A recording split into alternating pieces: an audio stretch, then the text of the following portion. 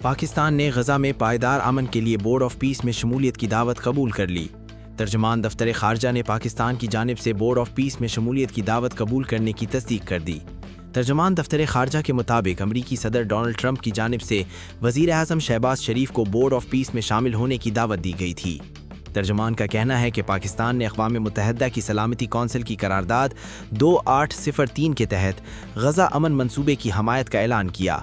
Board of peace का मकसद गजा में मुस्तकिल जंगबंदी के लिए अमली इक़दामात करना है। तर्जमान के मुताबिक पाकिस्तान ने फ़लस्तीनी अवाम के हक़ खुद इरादियत की भरपूर हिमायत का इआदा भी किया।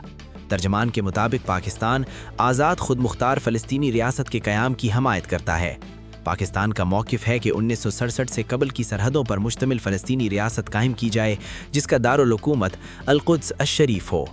तर्जमान दफ्तर खारजा ने कहा कि पाकिस्तान फ़लस्तीनी अवाम के दुख दर्द के खात्मे के लिए तामीरी किरदार अदा करता रहेगा। बोर्ड ऑफ पीस के प्लेटफॉर्म से अमन के लिए अमली पेशरफ्त की उम्मीद है। अमरीका मुख्तलिफ आलमी रहनुमाओं से मुतालबा कर रहा है कि वो ट्रंप की सरबराही में कायम इस बोर्ड का हिस्सा बने, जिसमें मुस्तकिल नशिस्त के लिए $1 अरब फ़ीस मुकर्रर की गई है। अगरचे इब्तदाई तौर पर इस बोर्ड का मकसद गजा की बहाली के अमूर की निगरानी बताया गया था, ताहम इसके चार्टर में इसके दायरे कार को सिर्फ गजा तक महदूद नहीं किया गया।